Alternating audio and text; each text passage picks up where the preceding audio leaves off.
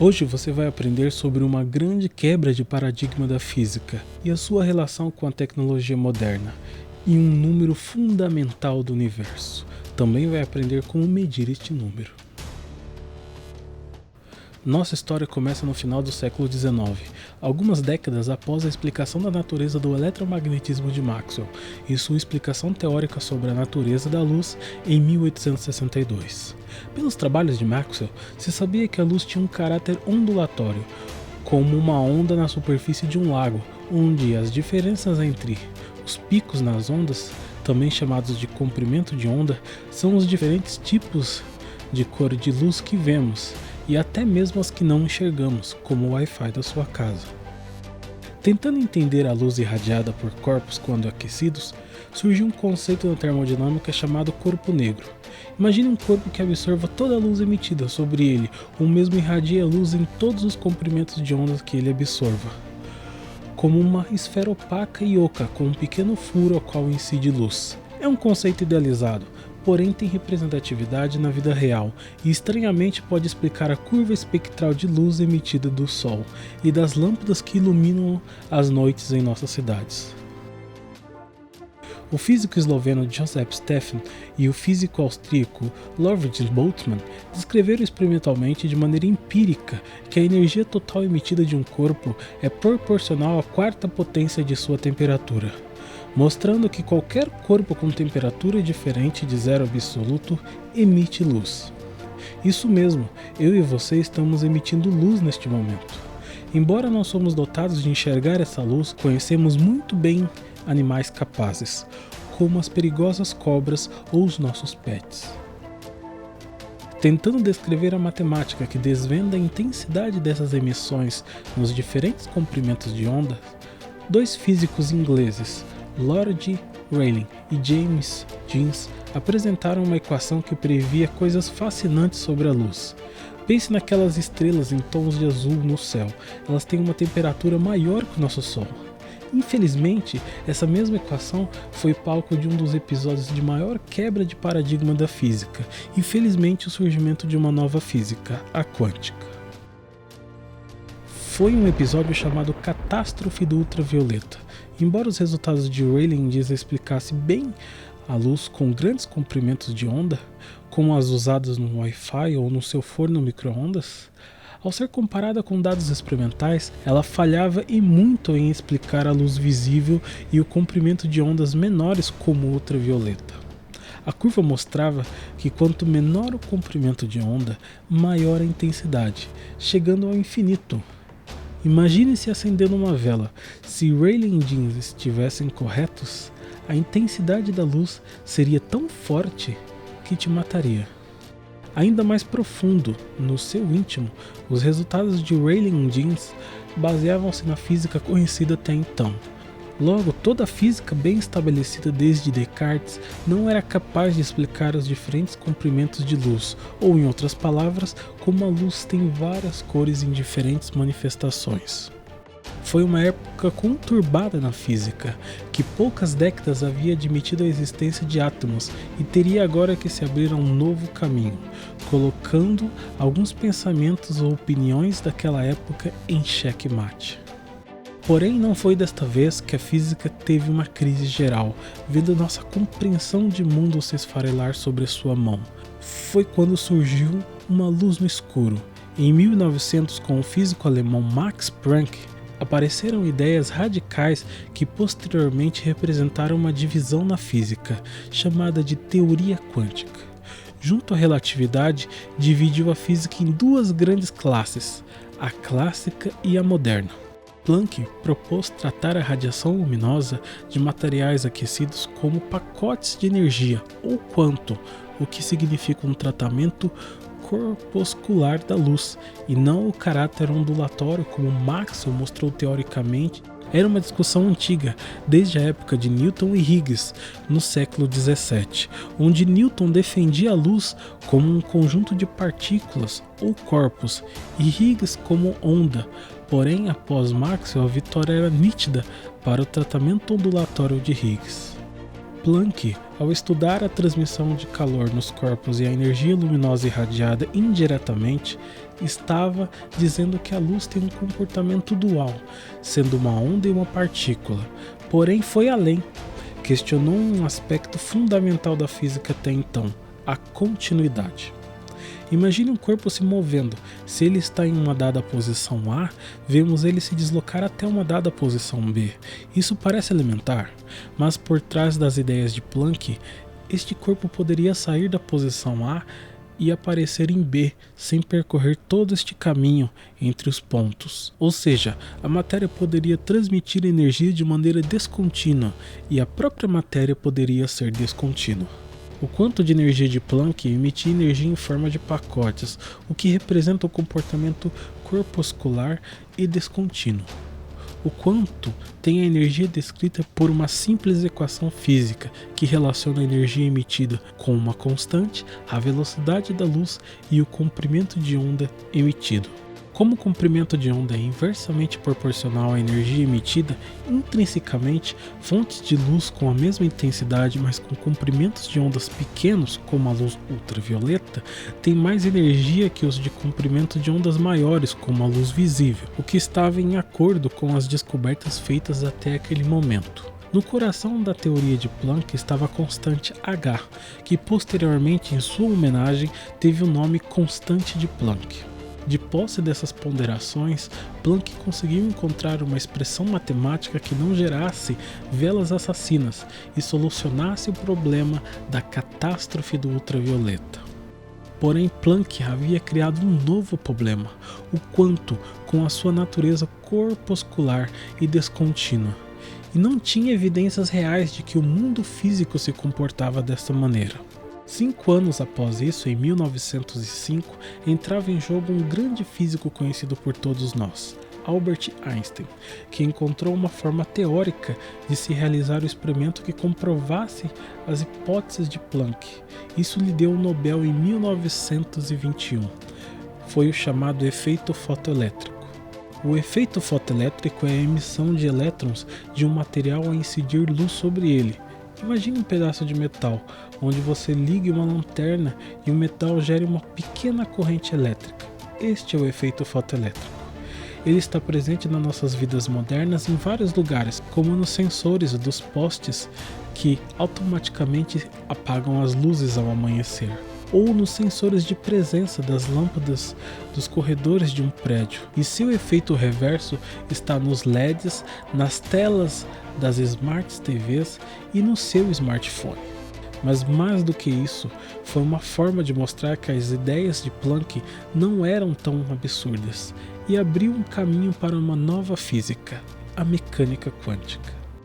Einstein formulou sua teoria sobre 3 postulados: que Planck estava correto, o quanto existia e tinha sua energia definida pela equação dada por Planck. Uma forma de ver isso é pensar em um dia chuvoso. Quando a chuva está fraca, é possível ver as gotas.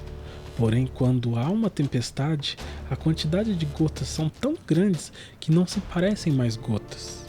Assim, quando a quantidade de quanto de luz é muito grande, como em uma fonte de luz intensa, a descontinuidade parece contínua aos nossos olhos. Seguindo a ideia de descontinuidade, cada quanto só pode transferir toda a sua energia para um elétron, ou nenhuma energia. Não existe meio termo, é tudo ou nada. A energia só é transmitida em totalidade. Cada quanto só pode transmitir sua energia para um único elétron, ou seja, a energia é transmitida em pares. Então, um mesmo quanto pode transmitir energia só para um elétron. Munido desses 3 postulados, Einstein descreveu quantitativamente que a energia de um fóton é a energia para remover um elétron mais a energia cinética do elétron emitido, onde a energia do fóton é a mesma descrita pela equação dada por Planck. As influências das ideias de Planck não param por aqui. Ela foi aplicada ao próprio comportamento da matéria e é usada em uma das mais fundamentais equações da mecânica quântica, a equação de Schrödinger. Mecânica quântica é esta que é a base de toda a tecnologia de circuitos eletrônicos, que é a base da tecnologia que temos na sociedade moderna. Sem ela não teríamos nossos smartphones, TVs, indústrias automatizadas, internet, e o mundo seria bem diferente do que ele é. Por isso Planck é considerado o pai da física quântica. Se reparar bem, em todas as equações apresentadas após Planck, temos uma constante H, a qual chamamos de constante de Planck. Ela transcende a física quântica, por isso é uma constante fundamental do nosso universo. E se eu te contar que em casa é possível medir o valor dessa constante? Para isso precisamos de alguns materiais de fácil aquisição.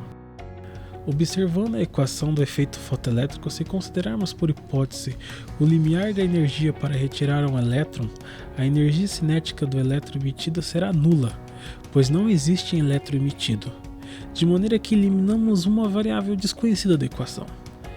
E a energia do fóton recebido é a própria energia intrínseca de ligação dos elétrons do elemento do material que estamos usando. Assim, após algumas manipulações algébricas, temos uma expressão matemática que permite calcular H.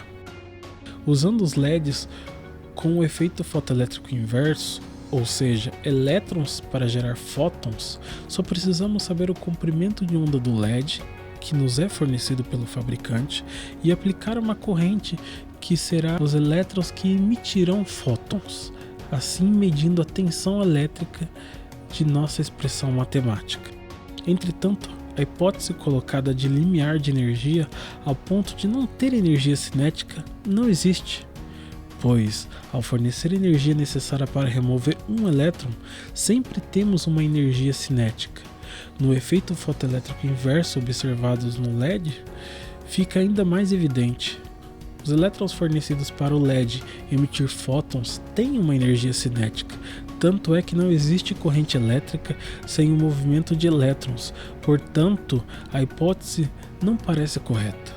Mas usando técnicas de estatística, podemos determinar teoricamente a tensão deste limiar, ou seja, a tensão limiar na qual o LED não emite fótons e a corrente elétrica seja nula.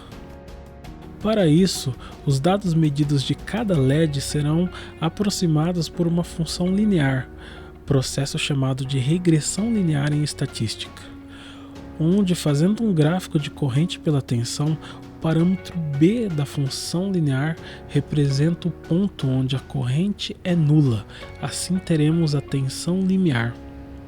A única modificação em nossa expressão para calcular H é a necessidade da função de ajuste precisar de múltiplos pontos. Assim é necessário medir vários valores de correntes e tensões para cada LED. Por isso será necessário uma fonte de tensão ajustável, que será construída com um pequeno circuito de 3 componentes eletrônicos. Também será necessário um equipamento de medição, como um voltímetro para medir a tensão sobre o LED e um amperímetro para medir a corrente que flui para o LED. Para a construção de nossa fonte de tensão ajustável, usa-se componentes chamados reguladores de tensão, junto a um resistor e um potenciômetro para a seleção da tensão desejada. Para o funcionamento do circuito é necessária uma tensão de alimentação de no mínimo 5 volts. Para isso podemos usar uma bateria de 9 volts, assim como 4 pilhas ligadas em série, ou até mesmo uma fonte.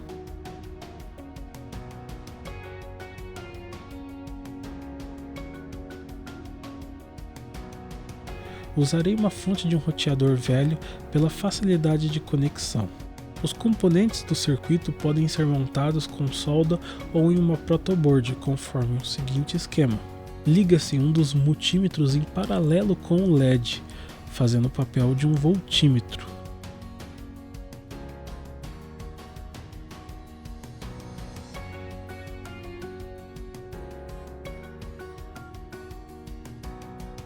O outro será ligado em série com o LED para medir a sua corrente. A tensão sobre o LED pode ser ajustada rotacionando seu potenciômetro. LEDs comuns trabalham entre 2,4 e 3,4 volts. Para acelerar o processo, procure selecionar tensões dentro desse intervalo. Para cada alteração de tensão que fizer, anote a tensão e a corrente, formando uma tabela. Escolhi fazer as tabelas com 8 medições. Quanto maior o número de medições, menor será o erro estatístico.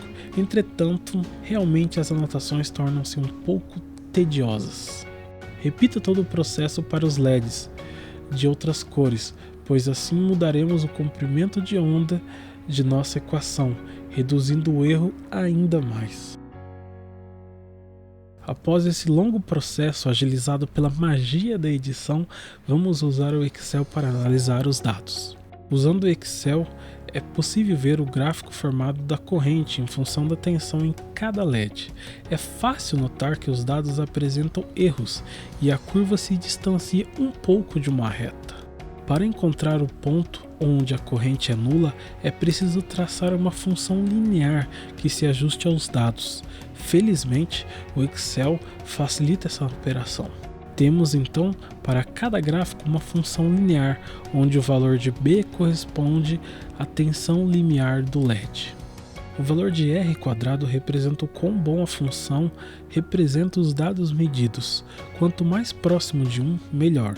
E embora os dados apresentem alguns erros, R² se aproxima muito de 1, sendo satisfatório dizer que as curvas se aproximam de uma função linear. Usando os valores de comprimento de onda de cada cor de LED junto à tensão limiar, calculamos a constante de Planck para cada LED. Para reduzir o erro, tira-se a média, e então temos a constante de Planck. Comparando com o valor obtido na literatura, é fácil perceber a aproximação. Calculando a diferença em termos percentuais, temos um erro muito baixo para a simplicidade do experimento. Como pode ver, a história que começou com Planck e revolucionou a física, agora pode chegar em suas mãos, onde uma constante transcendente do universo pode ser vista na palma da sua mão.